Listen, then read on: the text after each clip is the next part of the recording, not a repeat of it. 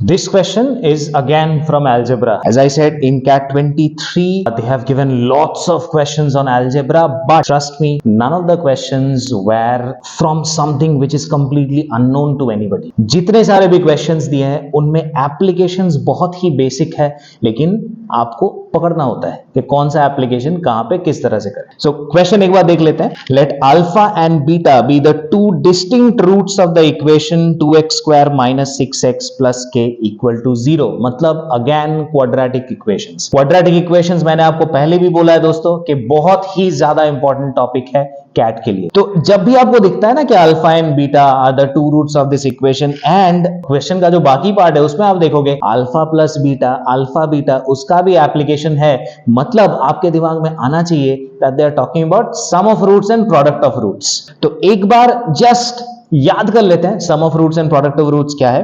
कि अगर हमारे पास कोई भी क्वाड्रेटिक इक्वेशन है ax square plus bx plus c equal to 0, and मान लीजिए उसके रूट्स हैं alpha and beta, so I can write alpha plus beta that is some of the roots is equal to minus b by a and product of the roots is c by a. बस इतना सा अगर आपको पता है तो ये पूरा क्वेश्चन आप बहुत ही आसानी से सॉल्व कर सकते हो. देख लेते हैं इंफॉर्मेशन क्या दिया है. Alpha and beta are the two distinct roots of the equation 2x square minus 6x plus k equal to 0.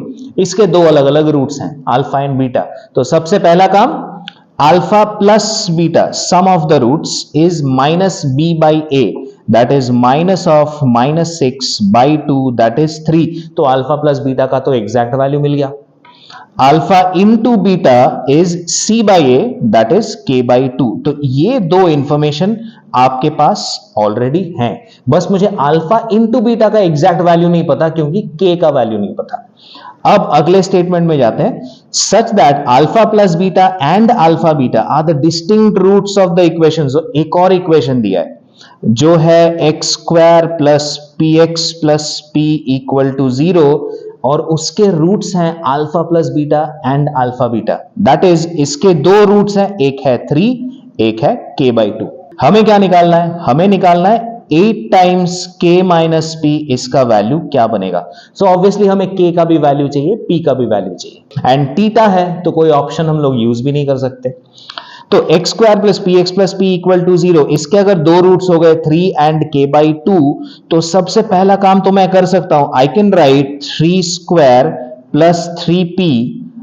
x के जगह पे अगर आप 3 बिठा देते हो तो 3p plus p is equal to 0, which means 4p equal to minus 9.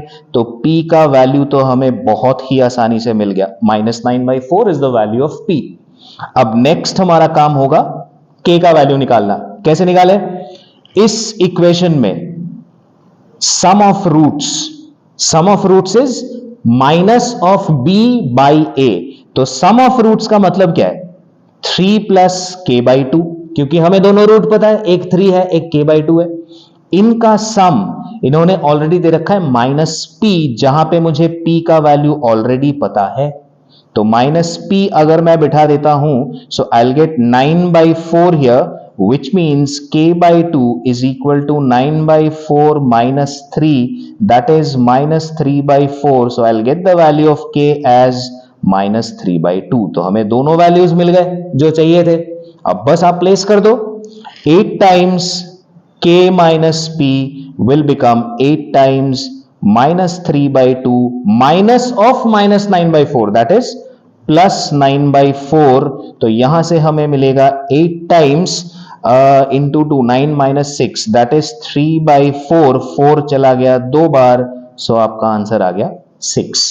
Again दोस्तों, आई कैन नॉट से this question is difficult at all. मैं कभी भी नहीं बोल सकता हूं ये डिफिकल्ट है. This question is medium standard for somebody who has gone through quadratic equations but maybe is not that confident in the chapter. But for somebody who has gone through quadratic and feels comfortable, like आपने बहुत सारे questions quadratic में बहुत सारे अलग अलग models आपने solve किए हैं, तो डेफिनेटली ये क्वेश्चन आपके लिए इजी टू मीडियम में आएगा, ये डिफिकल्ट में नहीं आ सकता.